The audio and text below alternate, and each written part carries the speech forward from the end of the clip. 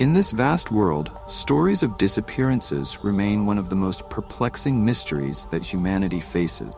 It's not just the sudden vanishing of victims that baffles us, but also the strange, unexpected elements that each case carries. Some people seem to vanish without a trace, despite relentless search efforts by family, friends, and authorities. The biggest question we always ask ourselves is, what really happened to them? Were they lost, abducted, or did they simply choose to disappear? These mysteries continually spark curiosity, not just because we can't find the answers, because they raise bigger questions about safety and the fragility of life. Among the hundreds of mysterious disappearances that have been investigated and searched for, there are cases that shock and astonish entire communities. The strangeness here isn't just in the disappearance of an individual, but in the details that seem inexplicable by ordinary logic.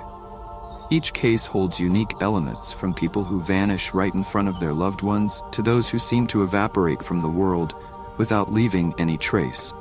We often hear about cases where the mystery lingers for years, even decades, before a clue finally emerges. But do those clues help solve the mystery, or do they only deepen the enigma? Stories of disappearances often start with details that seem mundane, yet it's the abnormal change that draws our attention. A person goes for a walk in the woods, a child plays outside, or an adult goes hiking, and in the blink of an eye, they disappear without leaving a trace. As we begin the journey of searching for these individuals, we often ask questions like, what happened? And where did they go? However, the deeper we delve into the cases, the more we realize that there are no easy answers. It is the ambiguity and the inexplicability in every detail that creates the mysterious allure of each disappearance. In all disappearance cases, there are standout details that we can't stop thinking about. These are clues that seem meaningless on their own, but when pieced together, they form a vague picture that makes the disappearance even more mysterious. Some people who vanish leave behind puzzling signs, such as clothes, shoes, or personal belongings found in remote, isolated locations far from where they were last seen. These objects not only raise questions about their journey, but also hint at theories involving mysterious or even supernatural forces may have played a role in the disappearance. Sometimes, searchers discover traces of missing persons. But when they follow those tracks, they abruptly stop for no apparent reason. For instance, there's a case of a missing mountaineer where the search team found his footprints in the snow, but then the tracks suddenly disappeared midway, as if the man had evaporated into thin air. These stories not only challenge conventional theories about disappearances, but also make us wonder, is there something beyond human understanding at play? Disappearances often follow a common pattern. The victims seem to be in a normal state, showing no signs of distress before they vanish. Some incidents occur in remote areas, such as deep forests or high mountains, where search efforts are particularly challenging. However, there are even stranger cases where the victim disappears in densely populated areas, or even right within their own home. Each story leaves the listener questioning its reality and wondering if there are forces beyond our control and understanding at work. One of the most unsettling aspects of disappearances is the helplessness of the search efforts. Despite modern technology with drones, thermal sensors, search dogs, and hundreds of volunteers, some people simply vanish without leaving any trace. These searches often last for days, even weeks, with the hope of finding some small clue, a shoe, a mobile phone, or even a strand of hair. But sometimes, despite all the efforts, the result is nothing. No clues, no explanation. The victim's disappearance only deepens the mystery, leaving their family and friends feeling powerless and in pain. These disappearances not only shocked the world at the time they occurred, but also continue to capture public interest for many years afterward. People keep proposing new theories, ranging from conspiracy theories to supernatural phenomena. Were they pulled into another world, or did supernatural forces intervene?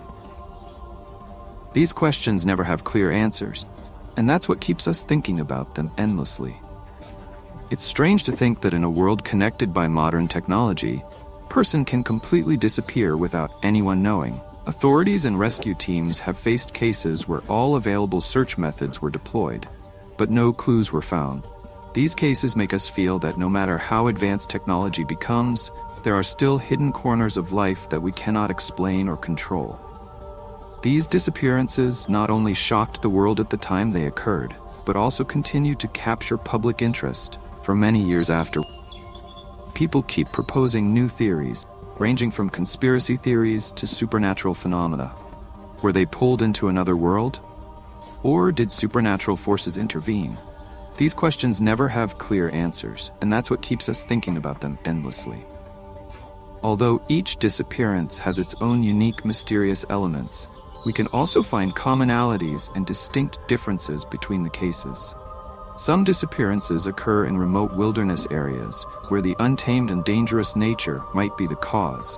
Meanwhile, other disappearances take place right in the middle of a city, raising suspicions of human intervention. Regardless of the cause, all these disappearances force us to question the safety and fragility of life. Environmental factors, personal circumstances, and even the psychology of the victim can all contribute to a disappearance. But what really makes us ponder is the sudden, swift, and nearly inexplicable nature of these vanishings. It makes us realize that no matter how careful we are, there are always factors beyond our control that can change our lives in an instant.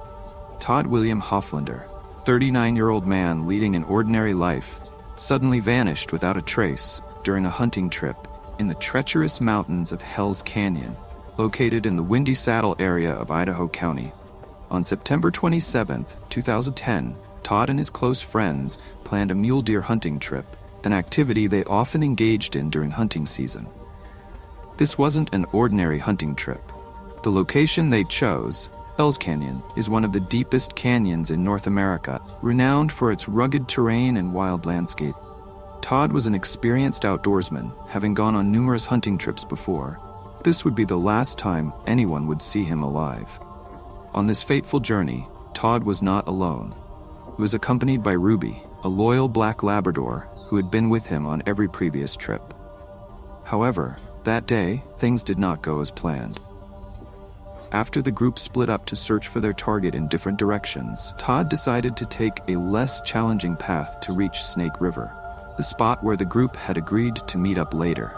But when the group reconvened, Todd never showed up. That morning, everything seemed to start off normally.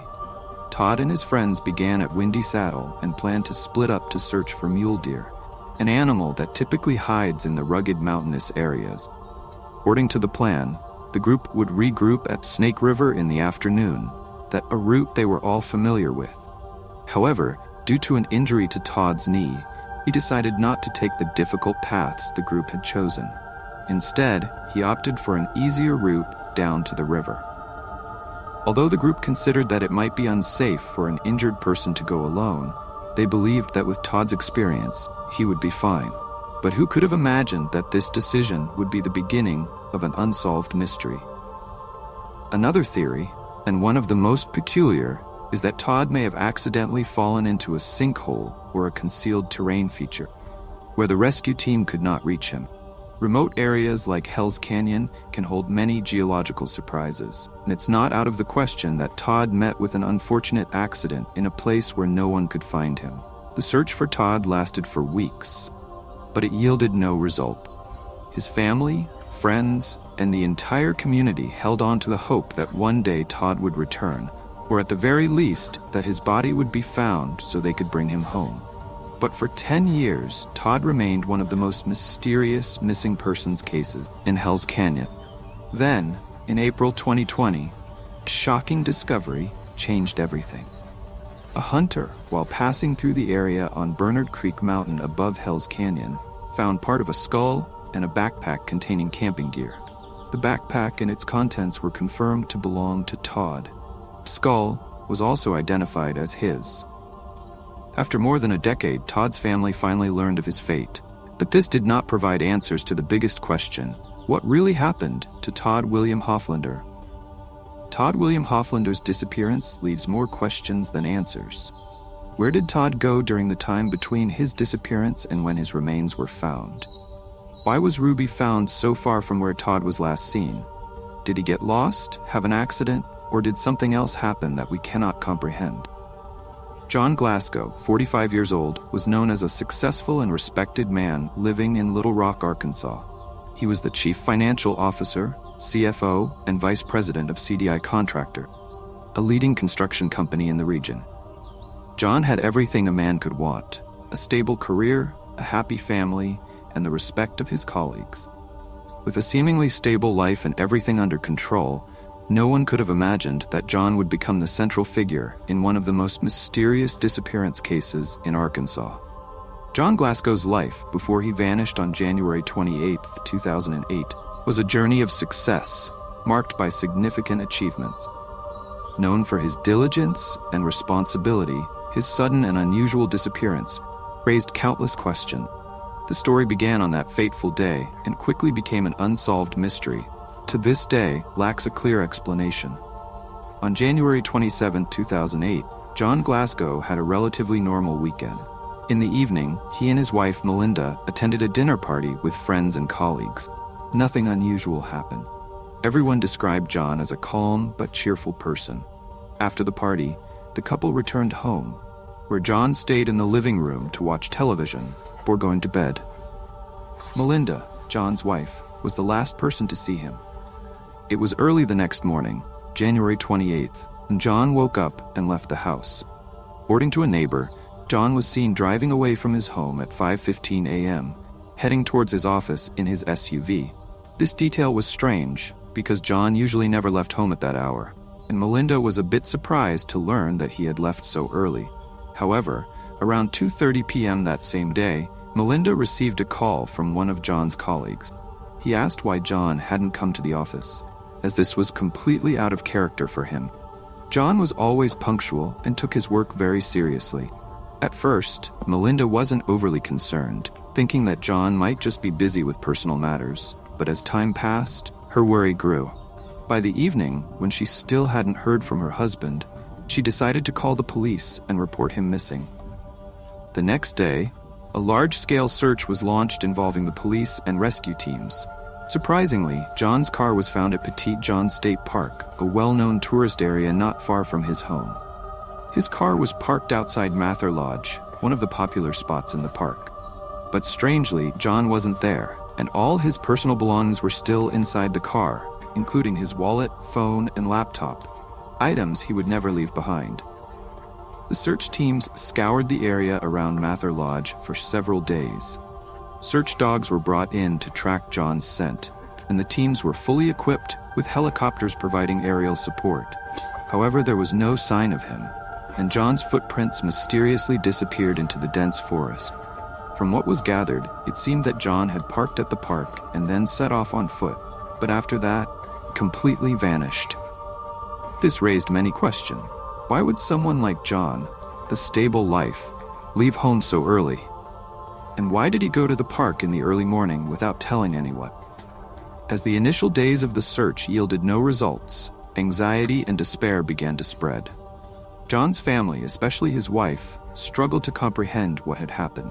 Melinda, who had lived with John for many years, insisted that there had been no signs of him experiencing any unusual stress or pressure before his disappearance. John was not the type of person who would leave without warning. Furthermore, there were no indications that he was dealing with any psychological issues. John's colleagues were equally shocked by his disappearance. According to them, John was always a hard-working and organized individual who never allowed his work to be disrupted. However, a notable detail emerged during the investigation. At the time of John's disappearance, CDI Contractors was undergoing an external audit. John was responsible for managing the company's financial records, and it was reported that he had had some tense discussions with the audit team regarding the company's financial transaction. However, investigators later thoroughly reviewed the financial records and found no wrongdoing. In fact, they praised the accuracy and transparency of John's work, which only deepened the mystery. This raised a significant question. Could John have been threatened by someone for reasons related to his work? Throughout the investigation, various theories began to emerge. Some people believed that John might have been kidnapped or attacked by a third party. In fact, there had been other disappearances in the Petit Jean State Park area. leading some to think there might be a connection between the cases. But if John had been kidnapped, why were there no signs of a struggle? And why had no one contacted his family to demand a ransom? Another theory suggested that John might have voluntarily disappeared.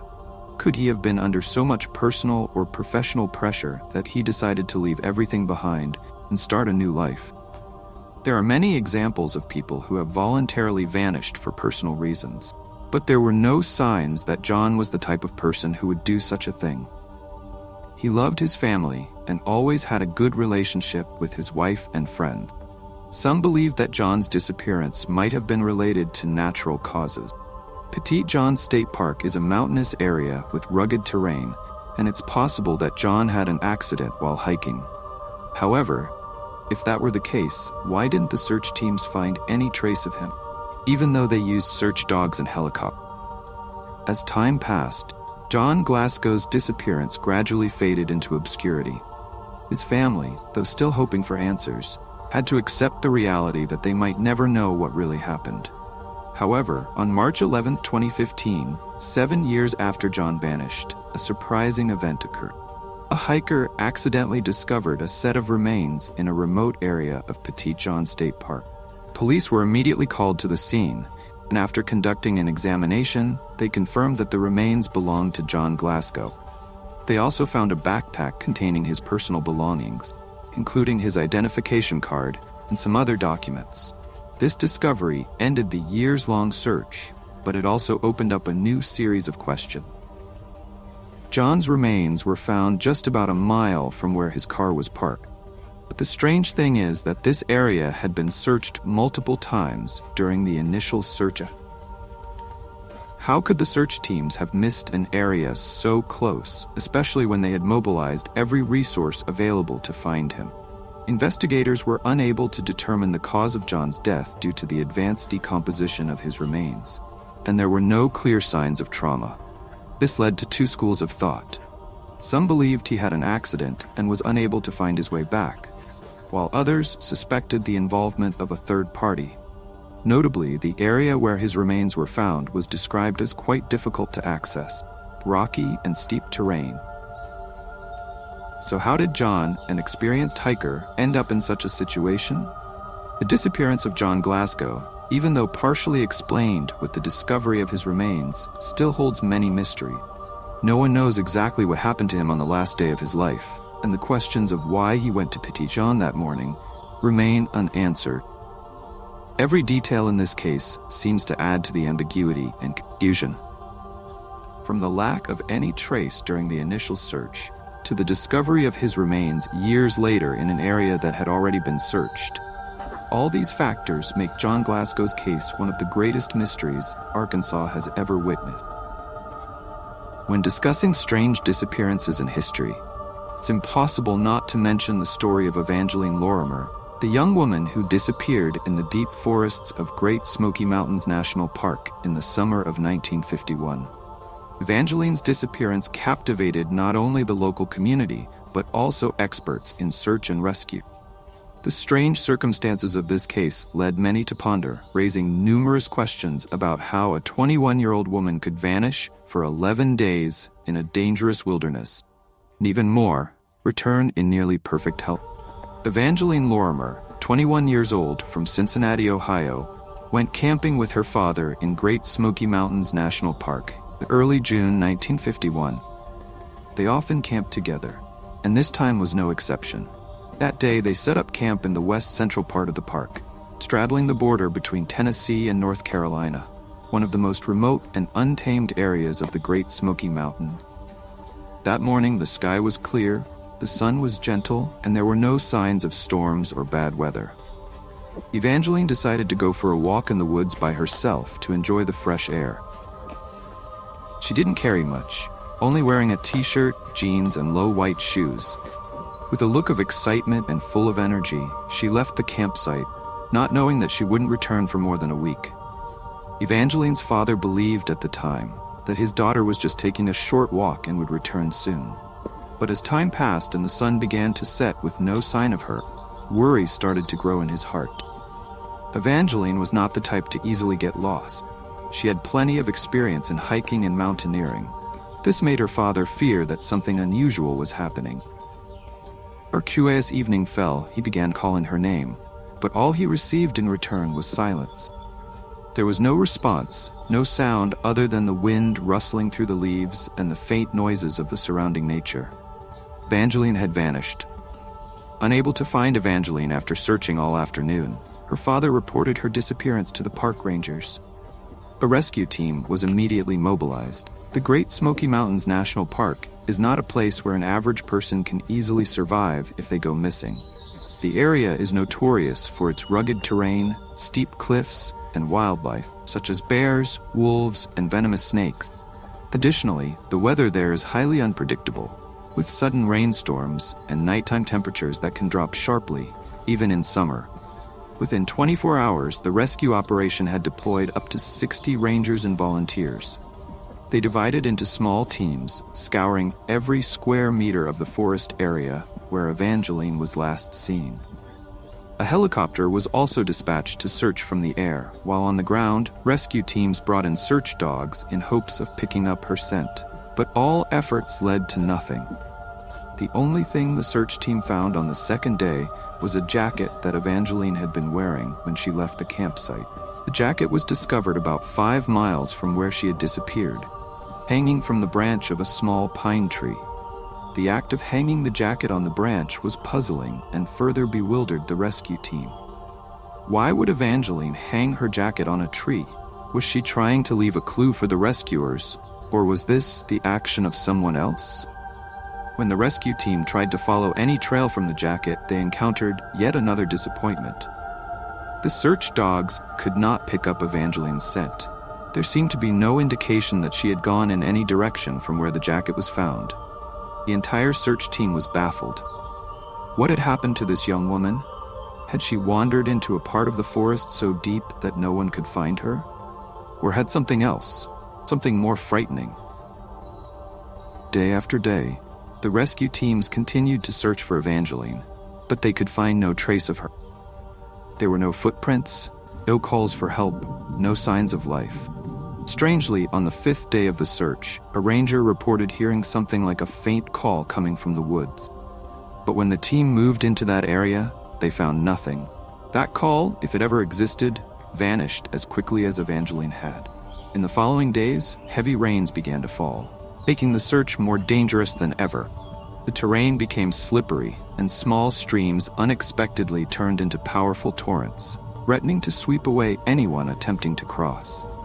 People started to fear the worst had happened to Evangeline. As time passed, the hope of finding her alive grew increasingly faint. Evangeline's family and friends continued to pray, hoping for a miracle, but deep down, the fear that Evangeline might no longer be alive began to take hold. Still, they refused to give up. On the 11th day, when everyone seemed to have lost hope, a strange event occurred. Evangeline suddenly emerged from the forest, right in the area where she had gone missing. She walked out of the bushes looking exhausted, but surprisingly, she didn't appear to be seriously injured. She only had swollen feet and a few insects. The rescuers, rangers, and her family couldn't believe their eyes. How could a young woman survive for 11 days in a dangerous forest without food, water, or any protective gear? Evangeline was immediately taken to the hospital for a health check. The doctors were astonished to find that she wasn't as severely malnourished as they had expected. She only had swollen feet from walking too much, but other than that, her health was completely normal. This left the doctors and the rescue team baffled. How could Evangeline survive through those cold nights without a jacket or any protective gear? When asked about what had happened during the 11 days she was missing, Evangeline responded briefly and vaguely. She said that she had gotten lost after wandering too deep into the forest and couldn't find her way back. She remembered hearing the voices of the rescue teams and rangers. She was too weak to respond. She simply walked aimlessly in the forest, sleeping in areas she believed to be safe. She mentioned that she didn't encounter anyone during her trek. She bravely faced the harsh conditions in just a t-shirt, jeans, and low white shoes. She had no jacket or blanket to protect her from the torrential rains and the cold mountain nights. Even after she returned, the searchers were amazed that she could survive 2 weeks in such a desolate area without food or any means of protection from wildlife and the weather. That's all the information I could find about Evangeline.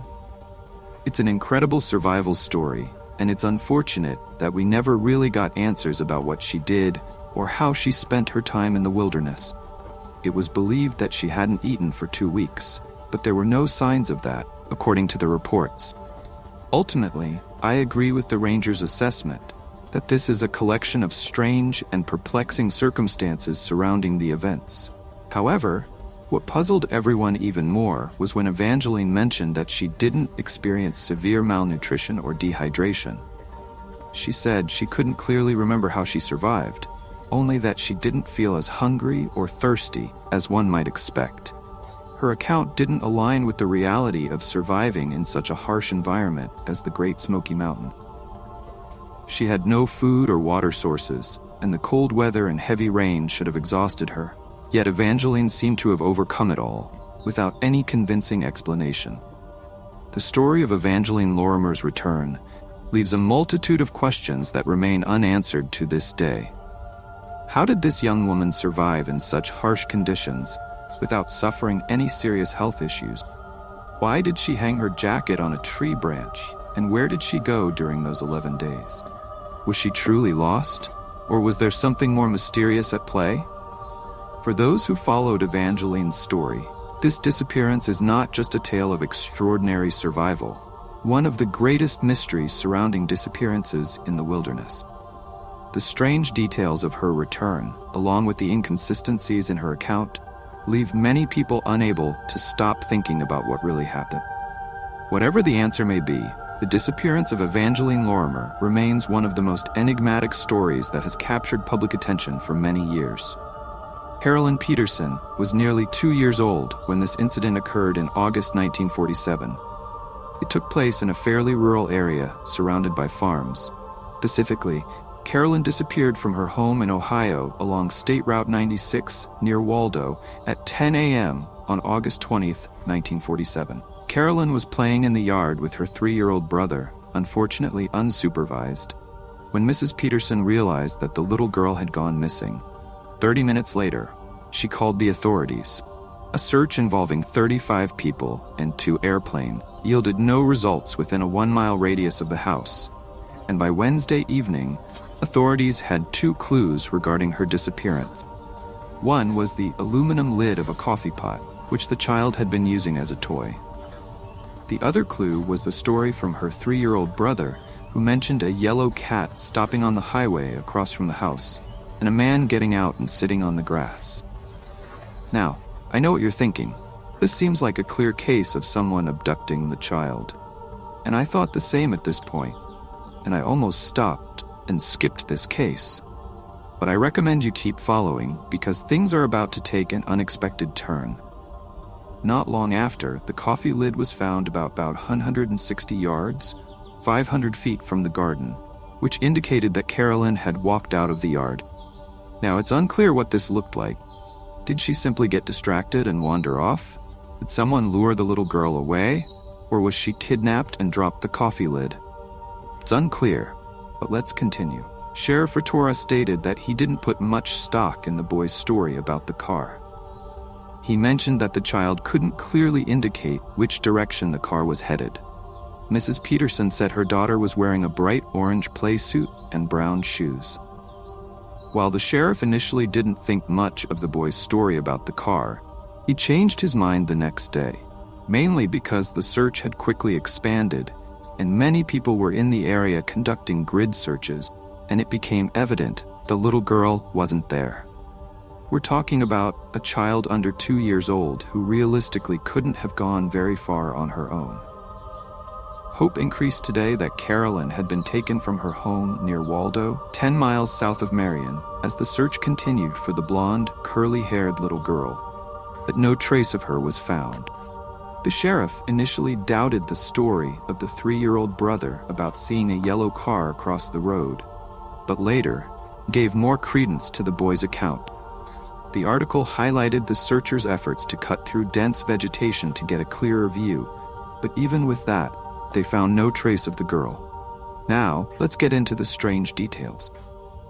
To reinforce this point again, this was a large-scale search, and the entire area had been searched and researched multiple times by an increasing number of people, at times totaling more than 100 searchers. This was a very young girl who realistically couldn't have gone far, and you would think she wouldn't be overlooked. Now consider the report from the East Liverpool Review on August 23, 1947. There is not a shred of promising evidence at this time that will lead to the recovery of the child. Authorities concede at least a temporary deadlock.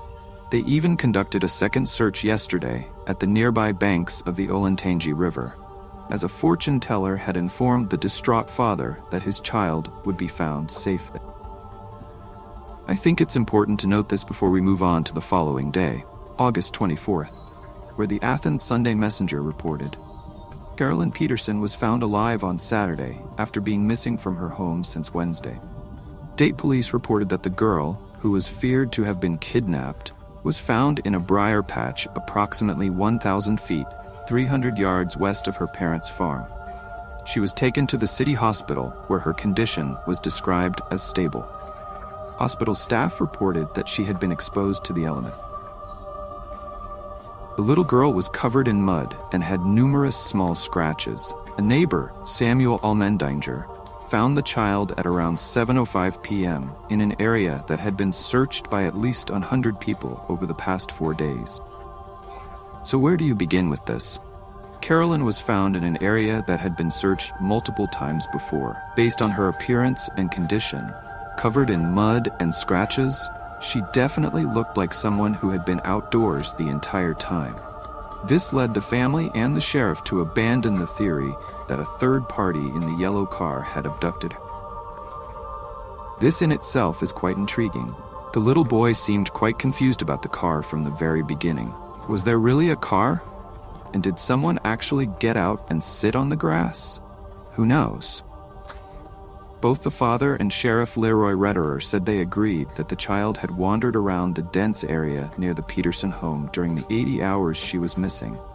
Previously, the father had expressed his belief that it would be nearly impossible for over 100 searchers, along with airplanes, to miss finding the child in an area less than 1,000 feet from the Peterson home.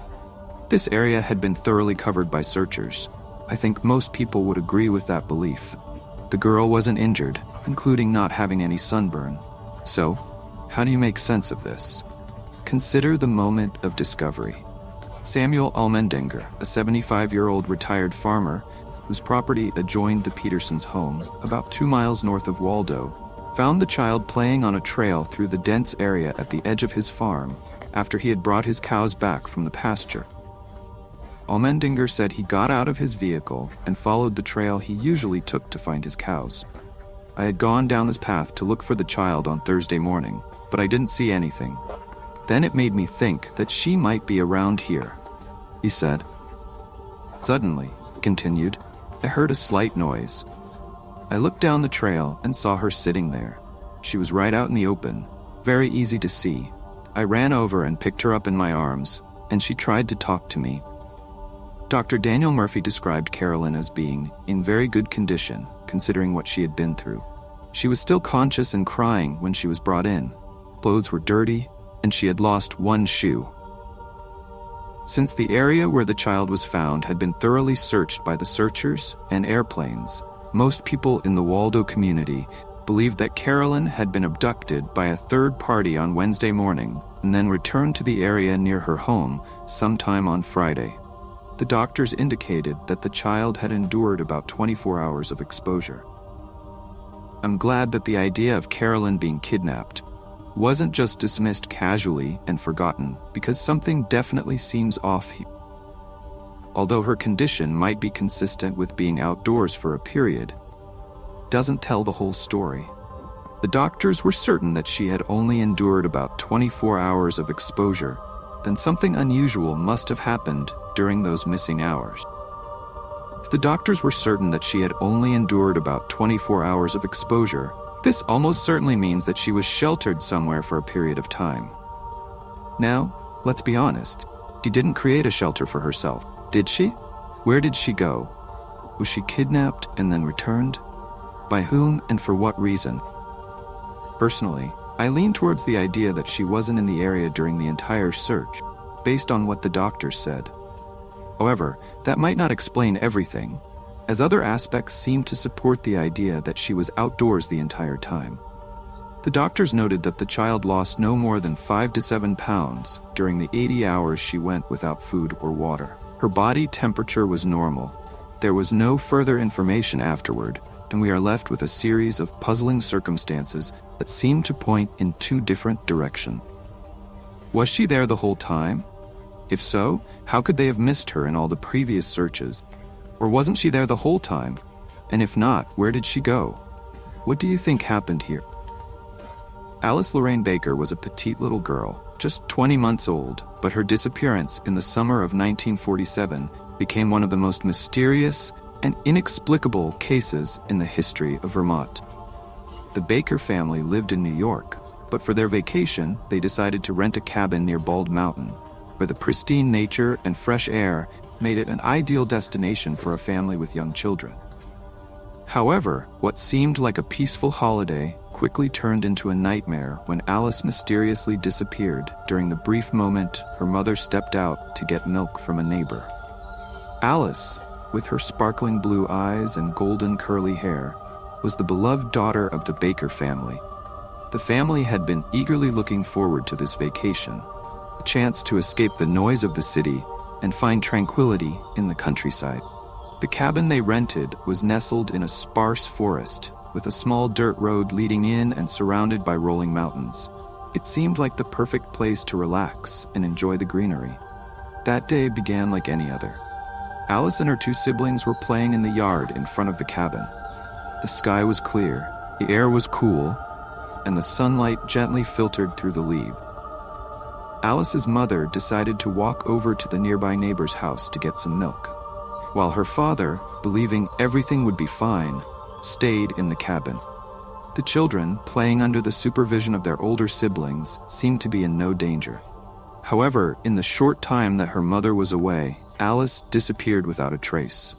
When her mother returned, worry began to spread. She called out Alice's name, searching everywhere around the cabin. There was no response. The father, initially thinking the girl was just hiding as part of a game, quickly realized this mysterious absence was no joke. Alice had completely vanished. It didn't take long for the search for Alice to begin. At first, it was the nearby neighbors, those familiar with the area, who spread out to search the forest around the cabin. However, there was no trace of her. No sounds, no toys or clothes of Alice's left behind. It was as if she had vanished into thin air. The search quickly expanded. Hundreds of townspeople gathered, along with volunteers from neighboring areas. The local police were also called in, bringing along search dogs in the hope that they would pick up the girl's scent. However, even the best-trained dogs couldn't find any trace of Alice. They couldn't catch her scent, as if she had never been there. First few nights passed in despair. The Baker family prayed in the cabin, hoping for a miracle that would bring Alice back. But with each passing day, hope faded as the searches dragged on without success. On the morning of the 3rd day after Alice disappeared, a glimmer of hope emerged. A search party discovered a small footprint on a dirt road about a mile from the cabin. Footprint clearly belonged to a child, and everyone immediately believed it to be Alice's. The trail led into a dense forest, but then abruptly stopped. There were no signs indicating that Alice had gone any further, leaving the search teams puzzled as to why the footprints ended so mysteriously. Nevertheless, this discovery brought a bit of hope to the search effort. People began to believe that Alice was still in the area, possibly lost or hiding somewhere in the woods. The search continued with patience and determination. Volunteers scoured the forests, climbed rocky mountains, and searched through ravines and narrow valleys. What made Alice's disappearance even more mysterious was the absence of the usual signs.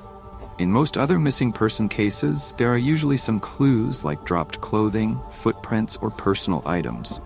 But in Alice's case, everything was vague. After the discovery of the footprint, there were no further clues. Her disappearance felt like a cruel joke of nature, where all search efforts became futile. There were also unofficial reports from some locals claiming they had seen a small figure in the woods during the evening. But when the search teams went to investigate, nothing was found. These stories only added to the mystery and left everyone feeling even more bewildered. As time went on, despair began to creep into everyone's minds. Both the Baker family and the volunteers involved in the search were growing tired and exhausted. Cold nights and rain made the search even more difficult. With each day that passed without finding Alice, the hope of finding her safe grew dimmer. On the 5th day after Alice disappeared, a miracle happened. A search team led by an elderly neighbor named Samuel Almendinger discovered the little girl in a thicket near a trail, just about 300 yards from the Baker family's cabin. When Samuel heard a faint noise, he immediately turned around and found Alice quietly sitting on the ground, playing as if she had never left her family's garden. Alice, though appearing tired and slightly dirty, was in remarkably good health. She showed no signs of malnutrition, no hypothermia, and only had a few small scratches from the bushes. Doctors who examined Alice were puzzled by her condition. How could a 20-month-old child survive for 5 days in the forest without food or protection? Even though Alice had been found, her disappearance still left many unanswered questions. Where had she been for those 5 days? How did she survive the cold, rainy nights? And why couldn't the search, which involved hundreds of people, including search dogs, find her earlier? Popular theory suggests that Alice might have been taken by someone and then returned near the spot where she had gone missing. But if that were the case, who was this person? And why did they do it? There were no signs of outside interference, and Alice showed no indication that she had been held by anyone. In the end, the disappearance of Alice Lorraine Baker remains an unsolved mystery.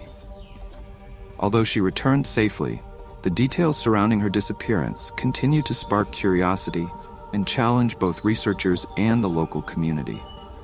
David Taylor was 23 years old when he disappeared in Mount Rainier National Park. David was actually a park ranger and had worked in the park for several years, becoming very familiar with the mountain. He and his friend, another ranger named Carl Fabiani, 27, had planned to climb the mountain together. They began their journey shortly after mid-November 1974. Something went wrong on November 18th. The first time I heard about this disappearance was from the East Liverpool Evening Review, which reported that the search for a missing ranger who disappeared while climbing Mount Rainier on Monday was expected to resume Thursday morning. The missing person was David Taylor. He said that while they were climbing, a snow squall hit. A mist and snow quickly covered the entire area and obscured all landmarks. He mentioned that they were about 100 feet apart. When the squall enveloped them, they lost sight of each other. He went on to say that when he moved toward David, he couldn't find him. Called out David's name, but didn't hear any response. A rescue team camped overnight on Wednesday at an elevation of 7,500 feet on the mountain and planned to start climbing again at dawn.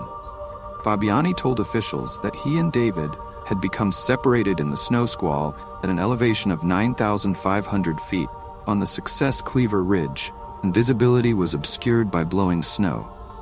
It took him 40 hours in stormy weather to descend from the dangerous Cleaver, cross 2 glaciers, and make his way through the forest to reach safety on the west side of the mountain.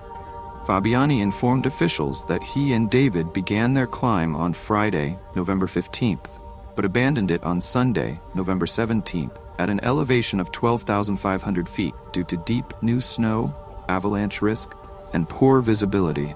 Fabiani mentioned that he and David were only about 100 feet apart when they lost each other.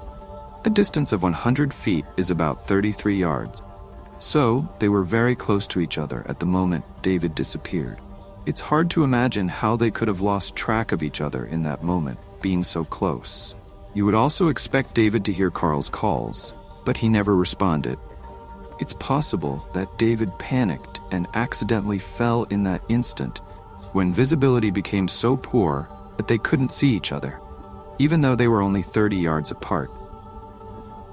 After reading further, it seems Carl came to his own conclusion that David might have fallen. Carl speculated that David could have fallen on Monday when they were retreating from a rocky volcanic ridge that extends from the base of Pyramid Peak. Fabiani searched for David on Monday and Tuesday before struggling back, exhausted and hungry, to seek help. He might still be somewhere on the mountain. He was in good health, well equipped with a tent and plenty of food, if only the weather could clear up. The area where this incident took place was searched, but no trace of David was found. And it was said that there was no evidence that he had fallen, although this is likely because if he did fall, he would have been completely covered by snow in a short amount of time. Hope seemed to dwindle from the search efforts as the searchers themselves became trapped on Mount Rainier due to another snow squall and nearby avalanche. However, the Rangers were not ready to give up. A new 4-man rescue team was planned to continue the search for the missing National Park Ranger on the mountain. Park officials stated that the new team, composed of veteran climbers, was deployed to replace the exhausted team that had established a base camp at an elevation of 9,000 feet. This highlights another point about the level of danger in these areas. Searches here are entirely different from ground searches because you need experts, well-trained search teams to effectively and safely search these areas, which means the number of searchers will always be very limited compared to a regular search. You would think that if David had fallen, Carl would have heard a cry for help or something similar. He didn't hear anything. The way it was described, the snow squall happened very quickly, and they were rapidly engulfed by fog and falling snow, reducing visibility to the point where they couldn't see each other, even though they were only 30 yards apart. Carl then moved toward David, but he couldn't find him. So what happened in that moment? Did David have the same thought and accidentally wandered off in the wrong direction, then got lost? I can't imagine that being the case, as it would mean he also didn't hear Carl's calls, although it might have been very noisy if there was wind. In the end, though, it's impossible to understand exactly what happened, and as far as I know, David or his remains never been found. Pelly Turner was just 3 years old when she disappeared in the wilderness of White Hark Mountain, located in Arkansas. Pearl was the daughter of a mountain farmer, so her family lived in a very remote area, surrounded by rugged wilderness on all sides. It's not entirely clear how she disappeared, but from reading the articles, I get the sense that she was playing just outside their home at the time. This story was reported by the media a few days after the search began, and we immediately encounter some strange details. An exhausted army of 800 people resumed the search efforts today to find Pearl Turner, bolstered by the discovery of footprints late yesterday at a spot that search team members had passed by multiple times over the past 2 days, further strengthening the belief that she had been abducted by a third party. The fact that they believed they had found her footprints in an area they had searched repeatedly is strange enough. But what I find odd is why they would assume that this meant she had been kidnapped. Again, similar to Jerry's disappearance, no other footprints or evidence indicating that she wasn't alone were mentioned. So, I'm not sure how they went from finding her footprints in a previously searched area to concluding that she had been abducted. I can understand how this might have confused those involved, but why did they jump to the conclusion that she was kidnapped instead of thinking, oh, maybe she was just here recently? I don't get it. Am I missing something obvious, or am I wrong to think this way? The search team tracked the footprints for about 100 yards, but then the trail disappeared. Smaller groups were sent in all directions, but no further traces of Pearl were found. Once again, similar to Jerry's case, the search teams fully expected to find more evidence of her presence after discovering the footprint. Perhaps it was because they found nothing further that led to the belief she had been taken out of the area. Pearl, who had disappeared from her home a week ago, had puzzled a group of 300 people for 5 days. The search was almost abandoned. The search didn't actually end there, but I can completely understand why the searchers expressed confusion after finding that footprint. They must have thought, where in the world could she be? How could she have gotten so far? And despite their best efforts, they still found nothing. The largest known search in the area was planned to take place tomorrow in the wilderness of White Oak Mountain in an effort to find Pearl.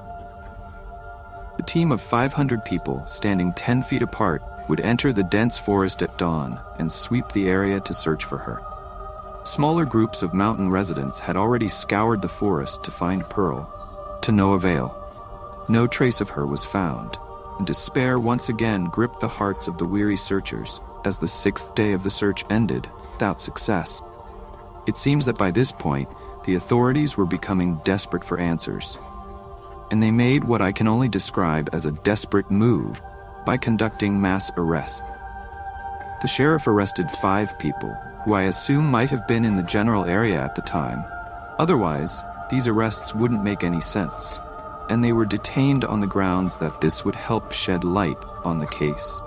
However, after interrogation, law enforcement concluded that none of them were involved in the incident, and they shifted their view to believe that the girl might have perished in the forest. Meanwhile, as this was happening, the weather worsened during the search, with heavy rain slowing down the efforts. These are the last words I could find about the case. Officials in the Scott County mountain region now have no clue about what happened to Pearl. Despite hundreds of people searching every nook and cranny of the mountain, the 5 arrested individuals were released and cleared of any suspicion regarding Pearl's abduction, and officials leaned toward the belief that she had perished. The search continued for a while after that. Pearl was never found again. The only clue ever discovered was the small footprint believed to be hers, found in an area that had previously been searched multiple times. John Ireland, a 10-year-old boy, disappeared while camping with his parents in Yosemite National Park on July 18, 1964. This disappearance is particularly tragic because the boy vanished within just 10 minutes of arriving at the campsite. What makes it even worse is the incredibly quick manner in which John disappeared. From what I can understand, it seems that the parents and John began exploring the surrounding area together, and they approached the beginning of a trail. There was a shallow stream below, and John went down to the stream while his parents walked along the trail beside it. However, something happened during those moments, and the parents realized they could no longer hear John, so they turned back and called out to him. There was no response. The father then ran down to the stream. The boy was gone. The earliest article I read was published on July 20th, so by that time, the boy had been missing for 3 days. Park staff and 55 people from Castle Air Force Base continued the search today for John, who had been missing since Saturday at the Hardin Lake campsite. The Ireland family arrived at the campsite on Saturday morning, and the boy was last seen around 11 a.m. He was reported missing at 4 p.m. To clarify, when the parents realized the boy was missing, they became worried, and the father started running around the forest searching for him, while the mother went to seek help from the camp. The general feeling was that the boy couldn't have gone far, and with the number of people at the camp, they would quickly find him. However, as time passed in this initial search, real panic set in when they couldn't find the boy. This truly surprised the searchers, as the boy had disappeared so quickly. It seems that because of this, there were suspicions that the boy had been kidnapped, and when they reached the 5th hour of the search, law enforcement was notified of the situation. I think 5 hours might have been too long in this case. I can understand why they didn't report it immediately, as the general feeling must have been that the boy couldn't have gone far.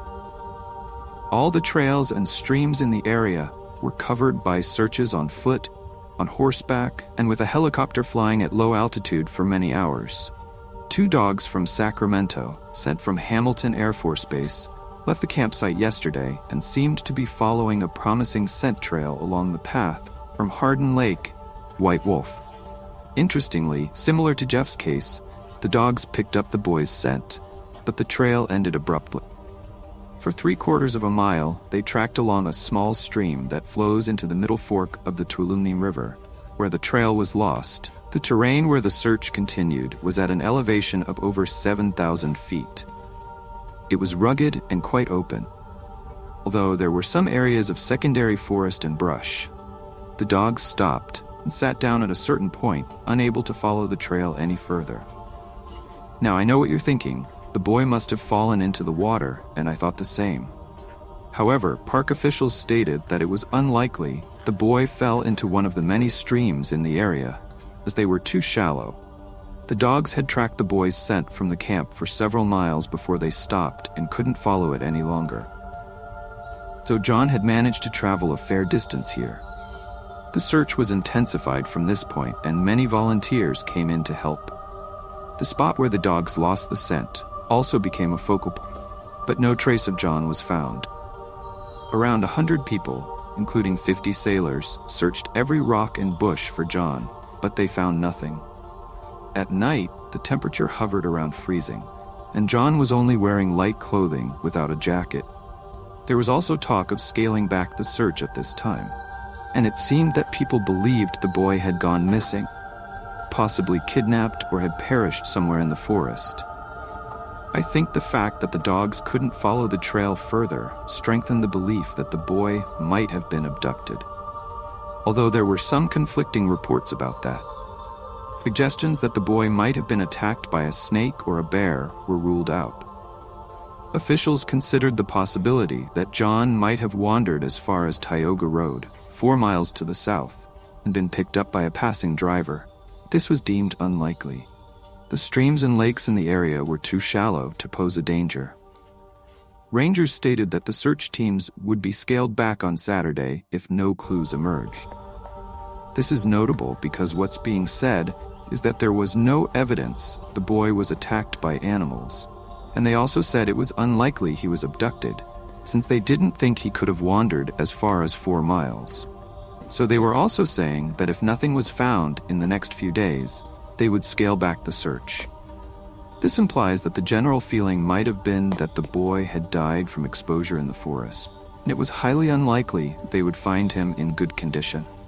However, John was found on Saturday by 2 rangers after being missing for a week in a remote area, Yosemite National Park. The discovery occurred just as a large search operation was being disbanded, and the rangers were returning to their camp. Rangers Gil Hall and Jim Riley found the boy just 3 miles from the Hardin Lake campsite, at an elevation of 7,000 feet in the Tuolumne Valley, where the boy had gotten lost. "It's truly remarkable," a doctor said. "The boy only drank water and didn't eat anything at all." The boy said, "I was exploring along the stream, and then I got lost. I found another path, but it was a different one." Unfortunately, that's almost the end of the trail of information in the press, as is often the case with some of these disappearances. Medical experts were surprised by John's Ishkand, as it was much better than expected. It also seems that many people thought the boy wouldn't be found. There were doubts that John might not have been alone during the entire time he was missing, but those doubts faded after he was examined and treated. And of course, John never mentioned anything about anyone being with him. I always find it very strange how someone can disappear so quickly like that. To clarify, when the parents realized that the boy was missing, they panicked, and the father started running into the woods to search for him, while the mother went to seek help from the campsite. The general feeling at that time was that the boy couldn't have gone far, and with the number of people present at the camp, they thought he would be found quickly. However, as time passed during this initial search, real panic set in when they couldn't find the boy. This truly shocked those involved in the search, because the boy had disappeared so quickly. It seems that because of this, suspicions arose that the boy might have been kidnapped. And when the search reached the 5th hour, law enforcement was notified of the situation. I think 5 hours might be a bit long to wait, but I can understand why they didn't report it immediately, as the general feeling was that the boy couldn't have gone very far. All the trails and drainage systems in the area were covered by searches on foot, on horseback, and with helicopters flying at low altitude for many hours. 2 search dogs from Sacramento, sent from Hamilton Air Force Base, left the campsite yesterday and seemed to be following a promising scent trail along the path from Hardin Lake to White Wolf. Interestingly, just like in Jeff's case, the dogs picked up the boy's scent. The trail ended abruptly. For 3/4 of a mile, they tracked along a small stream that flows into the middle fork of the Tuolumne River, where the trail was lost. The terrain where the search continued was at an elevation of over 7,000 feet. It was rugged and quite open, although there were some areas of secondary forest and brush. The dogs simply stopped and sat down at one point, unable to follow the trail any further. Now I know what you're thinking. The boy must have fallen into the water, and I thought so too. However, park officials stated that it was unlikely the boy fell into one of the many streams in the area because they were too shallow. The dogs had tracked the boy's scent from the camp for several miles before they stopped and couldn't follow it any further. So John had managed to travel quite a distance here. The search was intensified from this point, and many volunteers poured in to help. The spot where the dogs tracked the scent also became a primary focus, but no trace of him was found. Around 100 people, including 50 sailors, searched every rock and bush for John. They found nothing. At night, the temperature hovered around freezing, and John was only wearing light clothing without a jacket. There was also talk of scaling back the search at this point, and it seemed people believed the boy was missing, possibly kidnapped, or had perished somewhere in the forest. I think the fact that the dogs couldn't follow the trail further fueled the belief that the boy might have been abducted, although there were some conflicting reports about that. Suggestions that the boy might have been attacked by a snake or a bear were ruled out. Officials considered the possibility that John might have wandered as far as Tioga Road, 4 miles to the south, and been picked up by a driver, but this was deemed unlikely. The streams and lakes in the area were too shallow to be dangerous. Rangers stated that the search teams would be scaled back on Saturday if no clues emerged. This is quite significant, because what they were saying is that there was no evidence the boy had been attacked by animals, and they also mentioned that it was unlikely he had been kidnapped, as they didn't think he could have wandered as far as 4 miles. So, they were also saying that if nothing was found in the following days, they would scale back the search. This implies that the general feeling might have been that the boy had died from exposure in the forest, and it was highly unlikely they would find him in good condition. However, John was found on Saturday by 2 rangers after being missing for a week in a remote area of Yosemite National Park. The discovery occurred just as a large search operation was being disbanded, and the rangers were returning to their camp. Rangers Gil Hall and Jim Riley found the boy only 3 miles from the Hardin Lake campsite, at an elevation of 7,000 feet in the Tuolumne Valley, where the boy had gotten lost. "It's truly amazing," the doctor said. "The boy only drank water and didn't eat anything at all." The boy said, "I was exploring along the stream and then I got lost. Found another path, but it was a different one." Unfortunately, that's almost the end of the trail of information in the press, as is often the case with some of these disappearances. Medical experts were surprised by John's condition, as it was much better than expected. It also seems that many people thought the boy wouldn't be found. There were suspicions that John might not have been alone during the time he was missing, but those doubts disappeared after he was examined and treated. And of course, John never mentioned anything about anyone being with him. I always find it very strange how someone can disappear so quickly without leaving a trace. In 1938, in a small village in Northern California, the disappearance of Teddy Thompson, a 4-year-old boy, shocked the local community and changed the lives of those close to him forever. Teddy was the son of a farming family living amidst the wilderness, where mountains and deep forests surrounded them on all sides. The story began on what seemed like an ordinary afternoon when the boy left home to play with 2 other children in the neighborhood. Teddy, with his bright blonde hair and mischievous eyes, was an energetic child with a love for exploration. He always enjoyed running around and discovering new things in the world around him. His family typically didn't worry when Teddy went out to play, because they believed the area around their home was safe and that he was familiar with the forest paths. But that afternoon, as the sun began to set behind the mountain ranges, Teddy did not return as he usually did. Everything started when Teddy and 2 other children left the house to play near the forest, just a few hundred meters away. Teddy's parents, busy with their daily work, didn't pay much attention until nightfall approached, and Teddy still hadn't come back. Teddy's mother, Clara Thompson, wasn't overly concerned at first. She thought that perhaps the boy was just engrossed in playing with his friends or exploring the forest as he often did.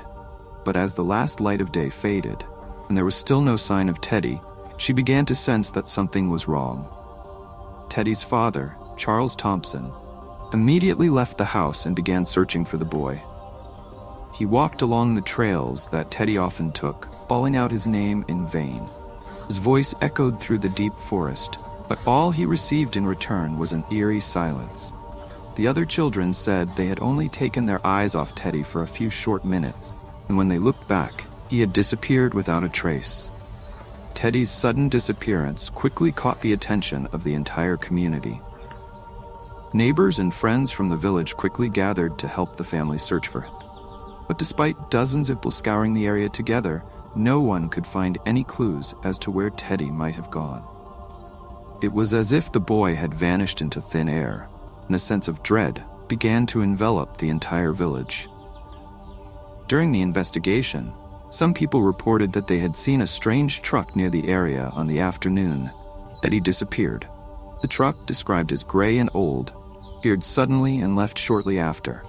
However, no one saw anyone getting in or out of the vehicle. Despite this information, there was no concrete evidence to suggest that Teddy had been kidnapped. But that didn't stop the theories and suspicions from growing. Teddy's mother, in her moments of anguish, couldn't stop thinking about whether her son had been kidnapped. She recalled that Teddy was a gentle, approachable boy who often attracted the attention of those around him. Could someone have been watching him beforehand, waiting for the opportunity to carry out this heinous act? A few days after Teddy disappeared, the search continued, with the participation of hundreds of people from nearby areas. Search teams scoured every tree and rock in the area, but no further traces were found. Snowstorms began to sweep into the region, making the search efforts more difficult than ever. The cold and snow not only posed challenges for the searchers, but also heightened the fear that if Teddy was still alive, he might not be able to survive in such harsh conditions. Gradually, frustration began to overwhelm those involved in the search. With each passing day without any new clues, the hope of finding Teddy alive grew increasingly dim. The boy's parents, though unwilling to accept it, began to brace themselves for the worst. But the most frightening part was that no one knew for sure what had happened. There was no clear evidence that Teddy had died, but there were also no signs that he was still alive. The search teams, after many days without results, began to withdraw. But Teddy's parents did not give up. They continued searching in desperation, hoping that one day they would find their son. Even though everyone else had lost hope, a small glimmer of hope still remained in their hearts. Teddy was still out there, waiting to be found. On a cold March morning, nearly 2 months after Teddy disappeared, a group of local hunters unexpectedly discovered the boy's body not far from home, just about 2 miles to the north. Teddy's body was found deep in the forest, near a small stream, covered by a thick layer of snow. The sight of what remained of the boy was not easy to face. Upon discovery, there was clear evidence of scavenging by animals, but after examining the body, it was believed that this had occurred after the boy had already passed away. The sheriff and officials present believed that Teddy had died from exposure to the cold. Officer Charles Lavelle stated that he believed Teddy had died from the cold and had not been taken by a mountain lion. In the end, perhaps no one will ever truly know what happened to Teddy, and I'd like to hear your final thoughts on this case. What do you think happened here? Do you believe Teddy was attacked by a mountain lion, or was there some other third party involved, or was it simply a case of exposure? It seems we can confidently rule out the theory that he fell into a body of water. Personally, I lean towards the mountain lion theory because I don't understand why the footprints would suddenly stop. But if the footprints weren't made at the same time, then I really don't know. Question remains unanswered. Did Teddy wander off that far on his own, or was there something else that intervened? The abrupt end to his footprints, and now the discovery of his body, only adds to the confusion and heartbreak for his family. Now seems like the right time to wrap up this video and hand it over to you in the comments section below. I'd like to take a moment to thank you all for watching, and a special thank you to the patrons who have supported the channel. If you found the video interesting, please hit the like button, ring the bell, and subscribe if you haven't already. It really helps me out, and if not, feel free to leave a dislike. I just want to know your honest opinion. Either way,